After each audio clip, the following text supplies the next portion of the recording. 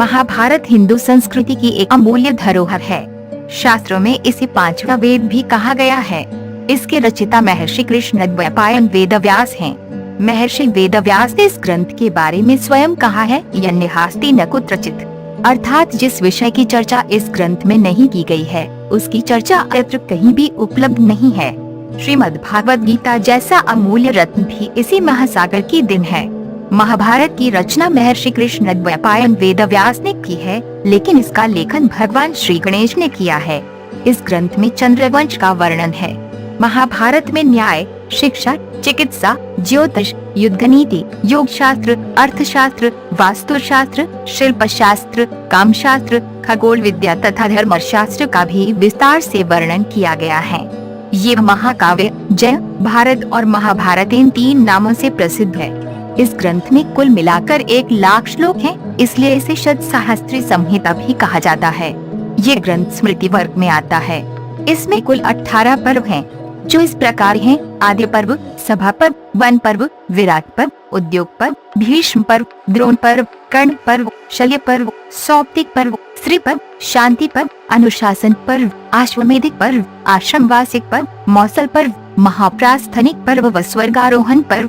आइए इस लेख में हम इन 18 पर्वों के माध्यम से जानते हैं संपूर्ण महाभारत। आदि पर्व, चंद्रवंश में शांतनु नाम के प्रतापी राजा हुए। शांतनु का विवाह देवी गंगा से हुआ। शांतनु व गंगा के पुत्र देवव्रत हुए।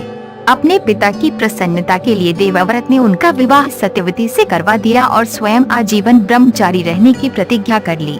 देवव्रत की इस भीषण प्रतिज्ञा के कारण ही उन्हें भीष्म कहा गया।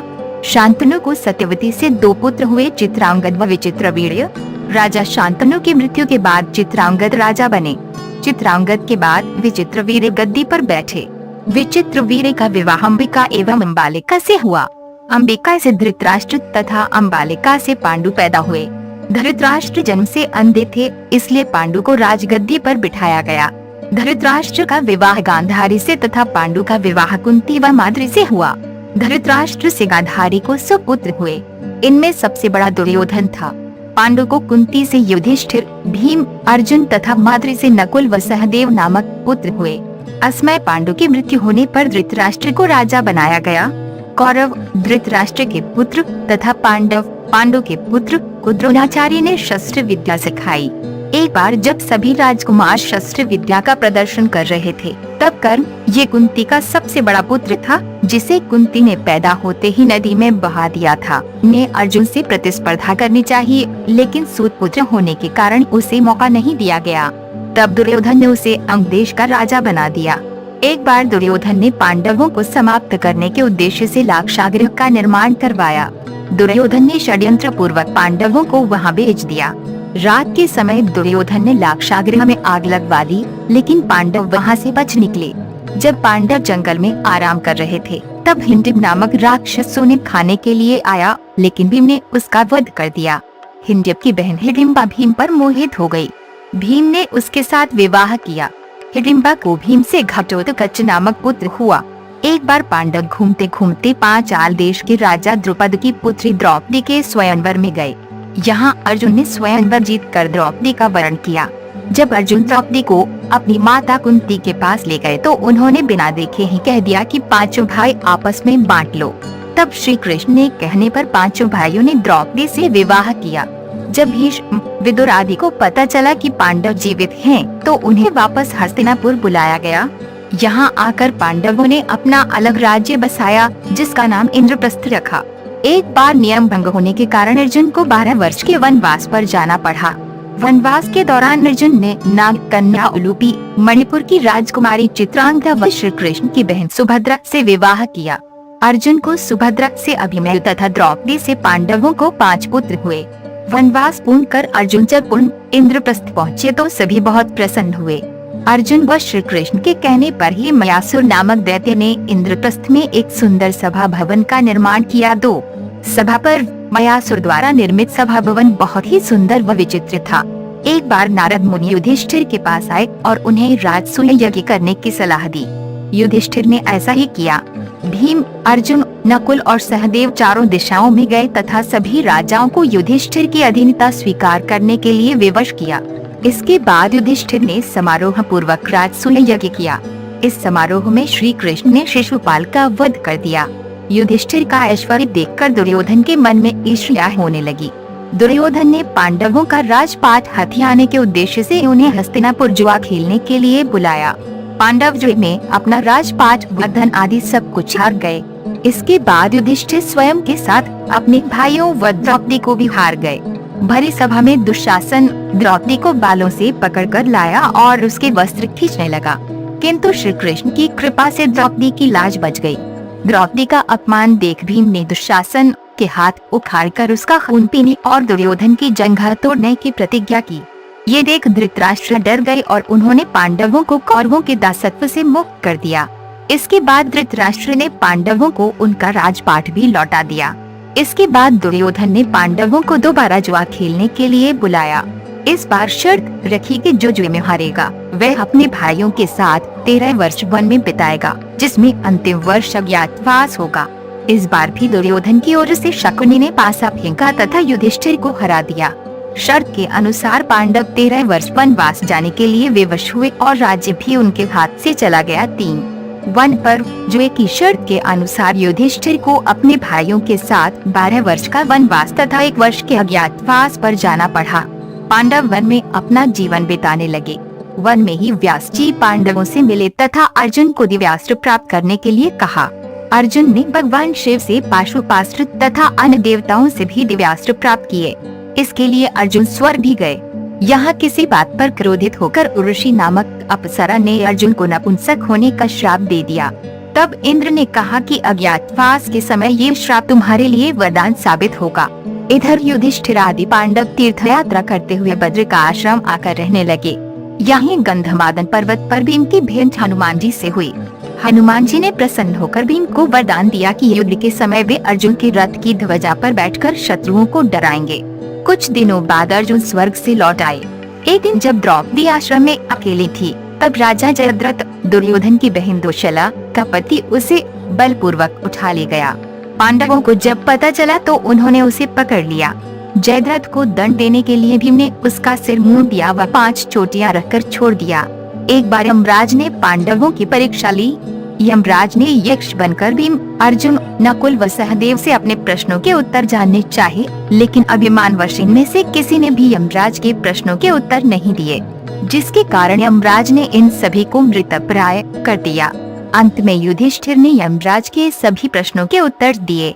प्रसन्न होकर यमराज ने सभी को पुनः जीवित कर दिया। 4 विराट पर्व 12 वर्ष के वनवास के बाद पांडवों ने अज्ञातवास बिताने के लिए विराट नगर में रहने की योजना बनाई। सबसे पहले पांडवों ने अपने शस्त्र नगर के बाहर एक विशाल वृक्ष पर छिपा दिए। युधिष्ठिर राजा विराट के सभासद बन गए। भीम रसोइये के रूप में विराट नगर में रहने लगे। नकुल घोड़ों को देखरेख करने लगे तथा सहदेव गायों की। अर्जुन बृहन्नला बनकर राजा विराट की पुत्री उत्तरा को नृत्य की शिक्षा देने लगे। द्रौपदी दासी बनकर राजा विराट की पत्नी की सेवा करने लगी। राजा विराट का साला की द्रौपदी का रूप देखकर उस पर मोहित हो गया और उसके साथ दुराचार करना चाहा। प्रतिशोध स्वरूप भीम ने षड्यंत्र पूर्वक उसका वध कर दिया। एक बार कौरवों ने विराट नगर पर हमले की योजना बनाई। पहले त्रिगर प्रदेश के राजा सुशर्मा ने विराट नगर पर हमला किया। राजा विराट जब उससे युद्ध करने चला गया, उसी समय कौरवों ने भी विराट नगर पर हमला कर दिया। तब राजा विराट का पुत्र उत्तर बृहन्नला अर्जुन को साथी बनाकर युद्ध करने आया। उत्तर ने जब कौरवों की सेना देखी तो वह डर कर भागने लगा।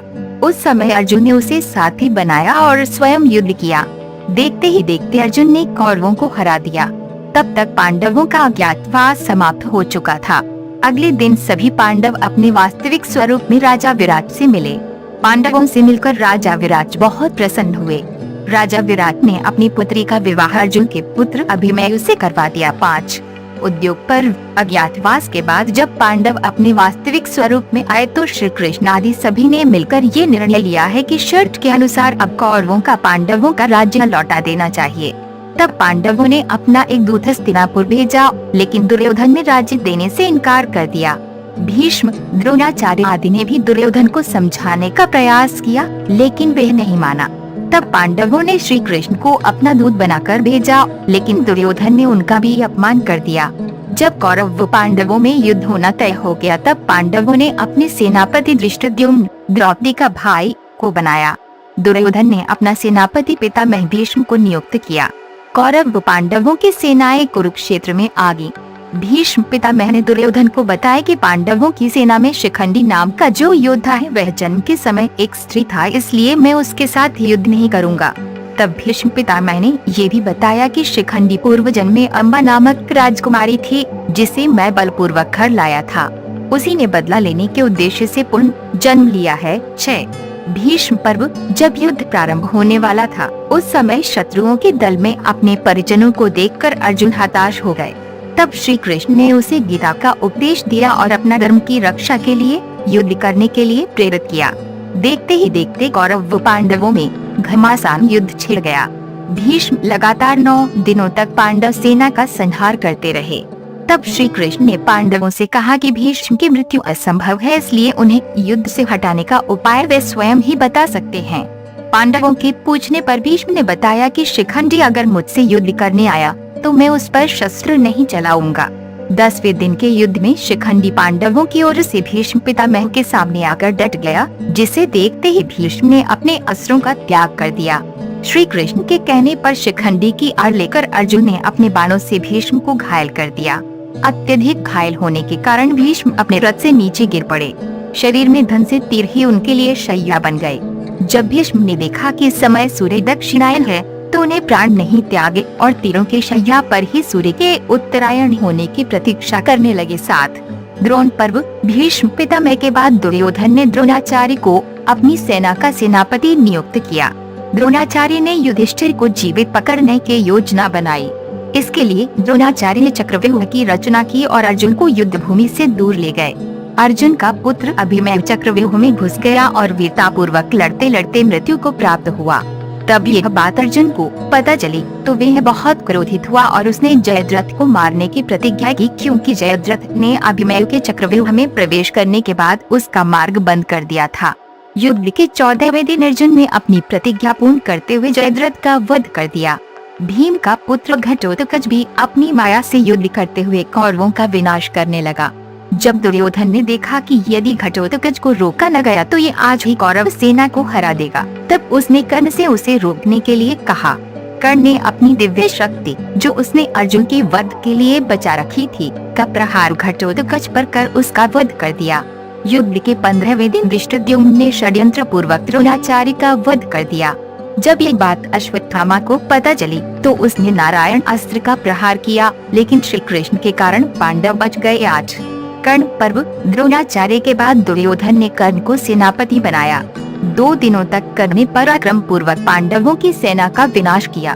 17वें दिन कर्ण राजा शल्य को अपना साथी बनाकर युद्ध करने आया। कर्ण जब अर्जुन से युद्ध कर रहा था उस समय भीम कौरव सेना का नाश कर रहा था। भीम ने अपनी प्रतिज्ञा पूरी करते हुए दुशासन के दोनों हाथ उखाड़ दिए। ये देखकर ने युधिष्ठिर को घायल कर दिया। जब ये बात अर्जुन को पता चली तो वे कर्ण से युद्ध करने आए। अर्जुन और कर्ण के बीच भयंकर युद्ध होने लगा। तभी अचानक कर्ण के रथ का पहिया जमीन में धंस गया। जब कर्ण अपने रथ का पहिया जमीन से निकालने के लिए उतरे उसी समय अर्जुन ने उनका वध कर दिया। 9 शल्य पर्व। कर्ण की मृत्यु के बाद कृपाचार्य ने दुर्योधन को पांडवों से संधि करने के लिए समझाया, लेकिन वह नहीं माना। अगले दिन दुर्योधन ने राजा शल्य को सेनापति बनाया। राजा शल्य सेनापति बनते ही पांडवों की सेना पर टूट पड़े। ये युद्ध का 18वां दिन था। राजा शल्य ने युधिष्ठिर को बीच भयंकर युद्ध हुआ।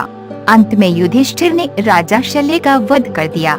ये देख कौरव सेना भागने लगी।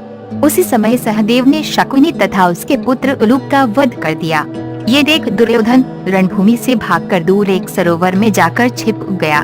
पांडवों को जब पता चला कि दुर्योधन सरोवर में छिपा है तो उन्होंने जाकर उसे युद्ध के लिए ललकारा। दुर्योधन और भीम में भयंकर युद्ध हुआ। अंत में भीम ने दुर्योधन को पराजित कर दिया और मरणासन अवस्था में छोड़कर वहां से चले गए। उस समय कौरवों के केवल 3 ही महारथी बचे थे, अश्वत्थामा, कृपाचार्य और कृतवर्मा। संध्या के समय जब उन्हें पता चला कि दुर्योधन मरणासन अवस्था में सरोवर के किनारे पड़े हैं तो वे तीनों वहां पहुंचे। दुर्योधन उन्हें देखकर अपने अपमान से क्षुब्ध होकर विलाप कर रहा था। अश्वत्थामा ने प्रतिज्ञा की कि मैं चाहे जैसे भी हो पांडवों का वध अवश्य करूंगा। दुर्योधन ने वहीं अश्वत्थामा को सेनापति बना दिया। 10 सौप्तिक पर्व। अश्वत्थामा, कृपाचार्य व कृतवर्मा रात के अंधेरे में पांडवों के शिविर में गए, लेकिन उन्हें ये नहीं पता था कि उस समय पांडव अपने शिविर में नहीं हैं। रात में उचित अवसर देखकर अश्वत्थामा हाथ में तलवार लेकर पांडवों के शिविर में घुस गया। उसने कृतवर्मा और कृपाचार्य से कहा कि यदि कोई शिविर से जीवित निकले तो तुम उसका वध कर देना। अश्वत्थामा ने धृष्टद्युम्न, शिखंडी, उत्तमौजा आदि वीरों के साथ द्रौपदी के 5 पुत्रों का भी वध कर दिया और शिविर में आग लगा दी। जब ये बात अश्वत्थामा ने जाकर दुर्योधन को बताई तो वे उसके मन को शांति मिली और तभी उसके प्राण पखेर उड़ गए। इस प्रकार दुर्योधन का अंत हो गया। जब पांडवों को पता चला कि अश्वत्थामा ने छल पूर्वक सोते हुए हमारे पुत्रों व परिजनों का वध कर दिया है तो उन्हें बहुत क्रोध आया। पांडव अश्वत्थामा को ढूंढने निकल पड़े।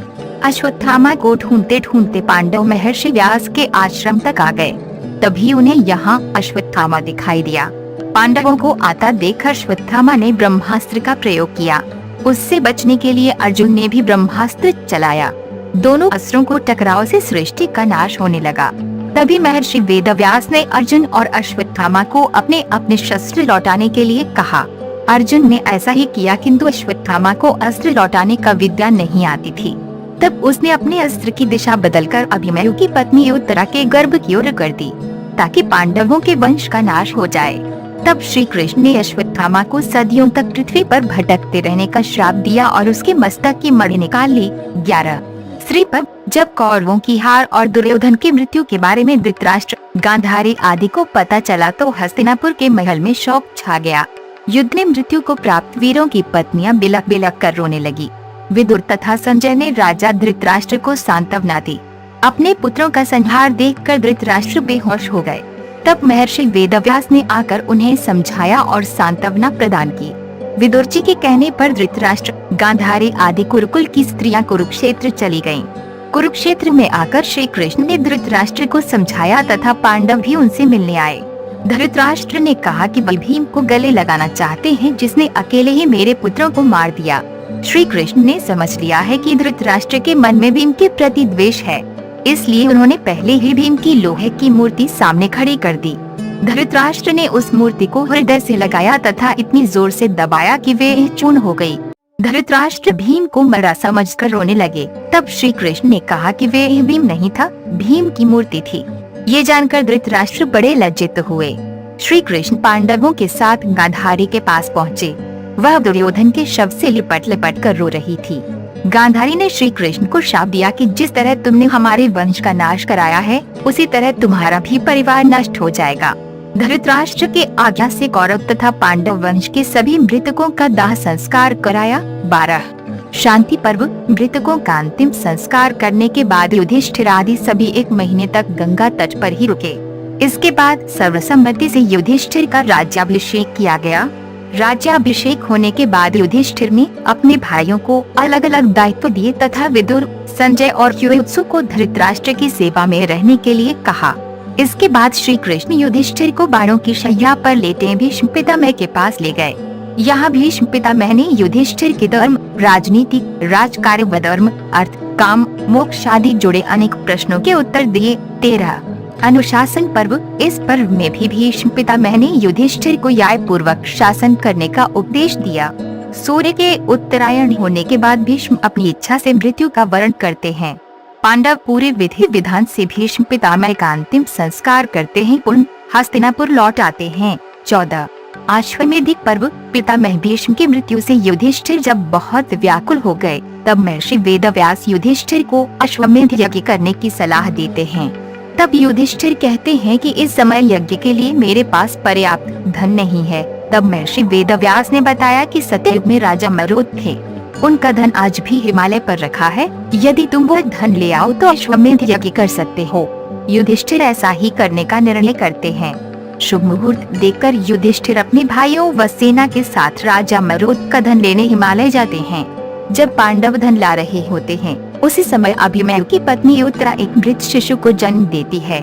जब ये बात श्री कृष्ण को पता चलती है तो वे उस मृत शिशु को जीवित कर देते हैं। श्री कृष्ण उस बालक का नाम परीक्षित रखते हैं।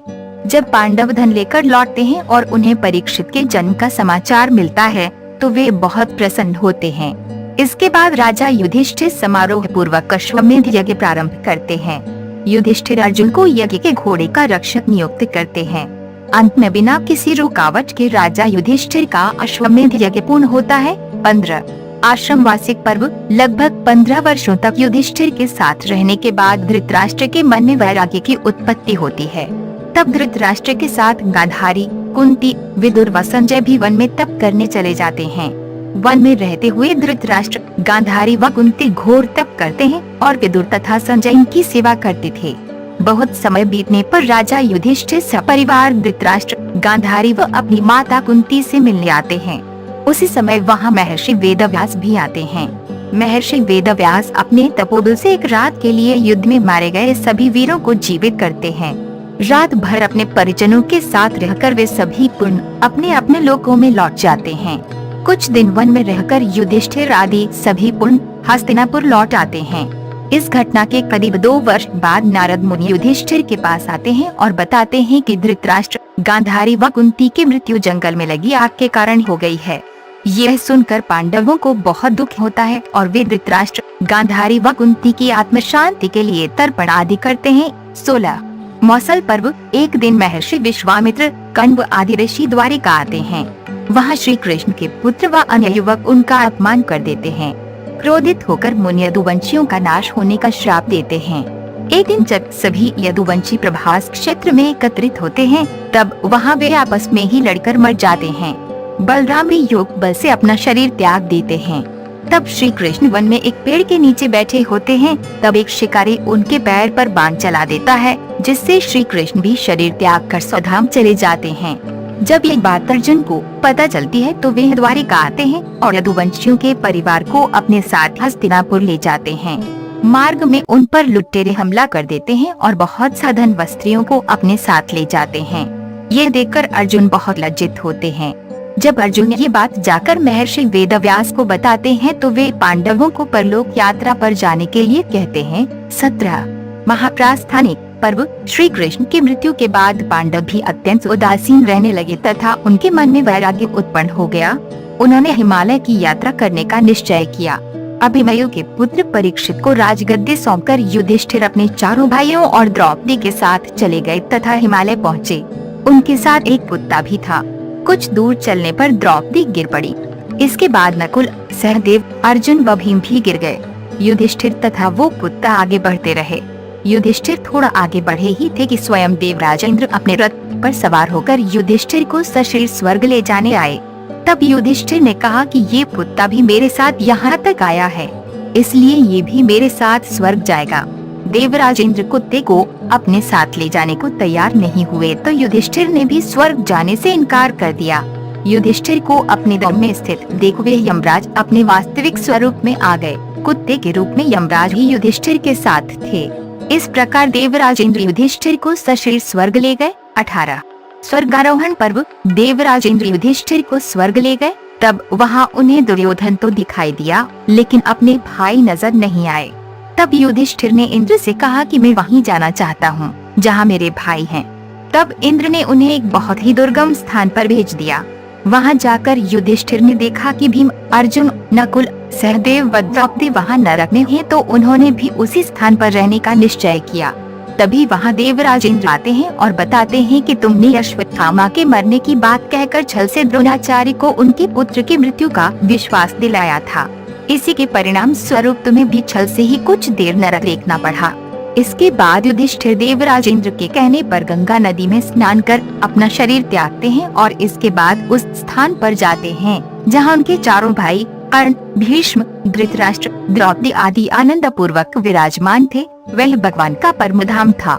युधिष्ठिर को वहाँ भगवान श्री कृष्ण के दर्शन होते हैं। इस प्रकार महाभारत कथा का अंत होता है।